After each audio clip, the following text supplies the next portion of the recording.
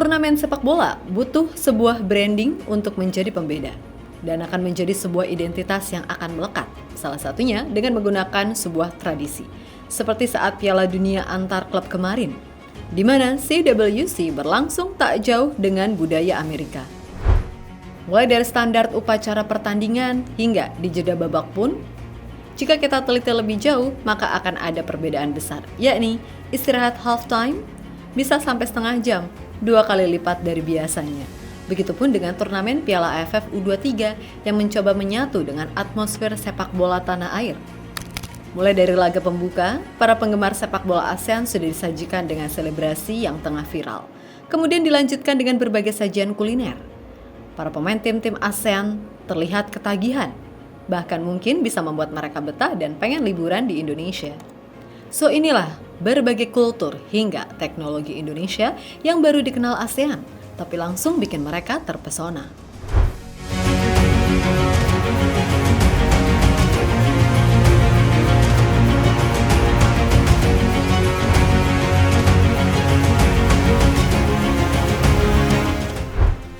Terkadang sebuah turnamen sepak bola tidak hanya soal skor akhir dan perebutan gelar juara.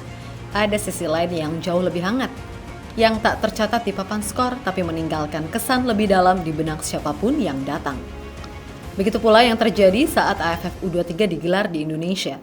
Alih-alih tegang dan penuh tekanan, atmosfer turnamen ini justru terasa seperti festival.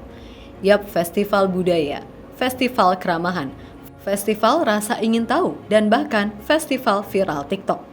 Sejak pertama kali menginjakan kaki di tanah air, para pemain dari negara-negara ASEAN disambut bukan hanya dengan panitia dan ofisial, tapi oleh sesuatu yang tak bisa direkayasa, oleh suasana dan atmosfer yang berbeda. Indonesia tidak hanya menyambut mereka dengan tembok tinggi, tapi dengan senyuman tulus dan kejutan-kejutan kecil yang bikin nyaman.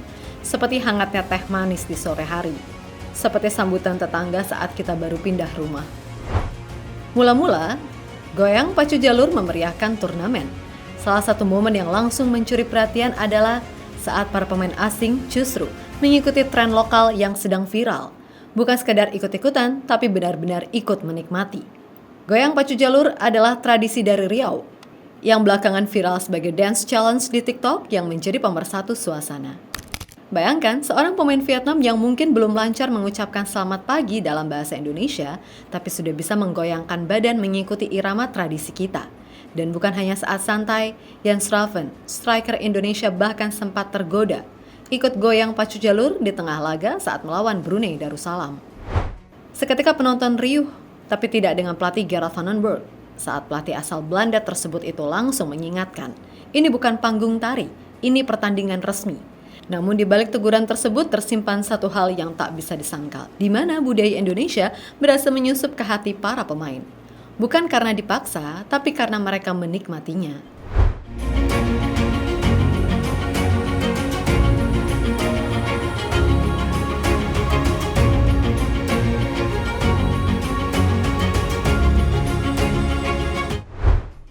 Tak berhenti sampai di situ.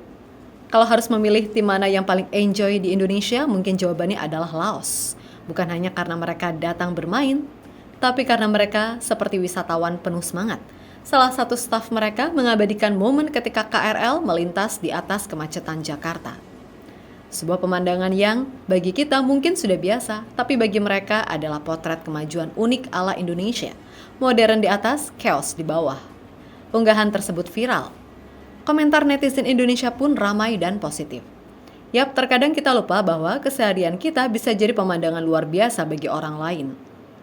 Dan itu belum selesai. Di sebuah rumah makan, salah satu pemain Laos berulang tahun, staf restoran langsung mengambil inisiatif. Tanpa diminta, tanpa protokoler, mereka memberi kejutan, ulang tahun jadi kenangan. Dan saat ditanya bagaimana rasanya, mereka bilang, kami tidak menyangka, tapi kami sangat tersentuh. Ini wajah Indonesia, bukan hanya dalam selebrasi megah, tapi dalam kebaikan kecil yang tulus. Dan yang bikin gemes, jelas komentar warga plus 62 yang menganggap fenomena tersebut dengan nada penuh tawa tapi juga bangga.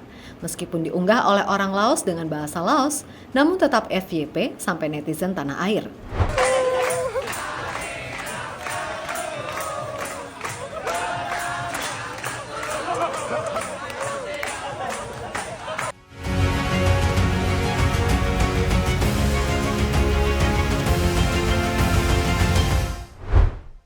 Sementara saat Laos terpaksa harus kembali lebih awal ke negaranya usai tersingkir, Thailand masih bertahan.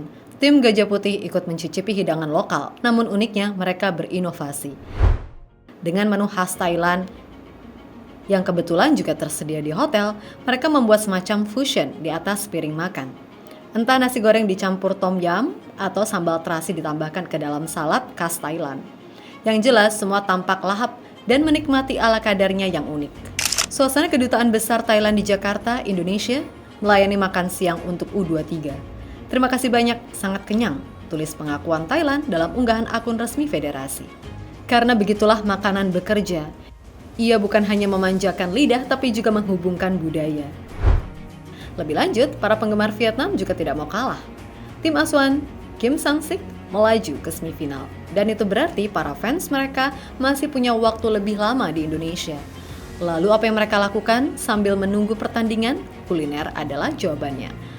Salah satu fans Vietnam membagikan momen saat ia mencicipi soto mie. Raut wajahnya berkata lebih dari 1000 kata. Campuran bingung, heran, lalu perlahan senyum puas. Karena rasa rempah yang kuat, karena kuah yang menyegarkan, karena sambal yang bikin ketagihan. Saya tidak tahu ini apa, tapi enak sekali, katanya sambil menahan pedas. Sebuah review jujur yang justru paling menggoda. Rất là thú vị luôn, nên là ngày hôm nay thì ba anh em quyết định là sẽ trải nghiệm những món ăn của đường phố Indonesia. Heo quá, quan trọng có heo chứ. Vị ok lắm, ăn như là hủ tiếu mì ở Việt Nam rồi.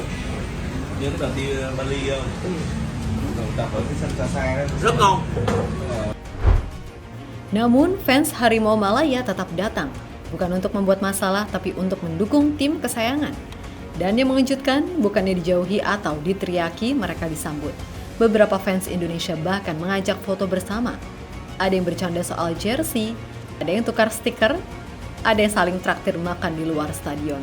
Momen yang memperlihatkan bahwa rivalitas hanya milik 90 menit di lapangan. Setelah itu, kita adalah saudara. Meskipun memang sempat viral insiden Aisar Khaled, seorang influencer Malaysia yang ditolak foto oleh Ultras Garuda. Namun itu adalah pengecualian, bukan gambaran umum. Di mana keadaannya sedang di tribun dan pertandingan akan segera berlangsung, maka mencari perhatian dengan foto bukanlah sesuatu yang bisa diterima begitu saja. Walaupun Aisar sudah kenal Indonesia, tapi dia mengenakan jersey Malaysia.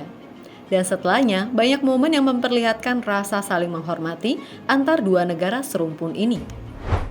Bahkan Ketua Umum PSSI Erick Thohir langsung menanggapi. Kalau supporter dari Jepang, China, dan Arab Saudi saja bisa kita sambut dengan baik, tentu kita juga bisa melakukan hal yang sama kepada saudara kita dari Malaysia. Ungkap Erick Thohir kepada media.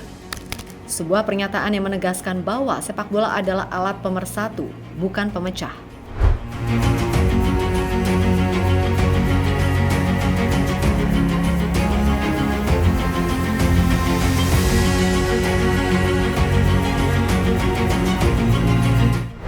Pada intinya, turnamen AFF U23 2025 di Indonesia bukan hanya tentang perebutan gelar juara, bukan pula sekadar hasil akhir di papan skor atau sorotan kamera saat gol tercipta, tapi tentang momen-momen kecil yang tak tertulis di statistik, tentang tawa yang lepas saat para pemain asing berjoget di sela-sela latihan, tentang mata yang berbinar melihat kereta cepat meluncur di atas kota, tentang sendok pertama yang mencicipi sambal terasi lalu tertawa karena kepedesan, tentang sambutan hangat dari petugas hotel, tukang ojek, hingga penonton tribun, tentang rivalitas yang tetap panas di lapangan, tapi berubah jadi pelukan setelah peluit panjang berbunyi.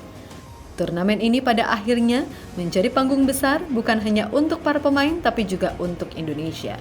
Negara yang begitu kompleks, kadang kacau, tapi selalu berhasil meninggalkan kesan. Kesan yang tak bisa dibeli, kesan yang tak bisa direkayasa. Kesan yang membuat siapapun ingin kembali. Dan ketika tim-tim ASEAN pulang ke negaranya masing-masing, mereka tidak hanya membawa cerita tentang pertandingan, tapi juga oleh-oleh rasa, oleh-oleh senyum, dan satu pertanyaan yang mungkin muncul di benak mereka. Boleh nggak kita liburan di sini lagi setelah turnamen selesai? Karena di Indonesia, sepak bola bukan hanya olahraga, tapi bagian dari cara kita menyambut dunia. Dan satu lagi, AFF U23 bukan sekedar sepak bola, tapi tentang Indonesia yang bikin mereka betah, bahkan mungkin saat liburan. Para pemain ASEAN ini bisa memilih Indonesia sebagai destinasi wisata setelah merasakan kenyamanan ini.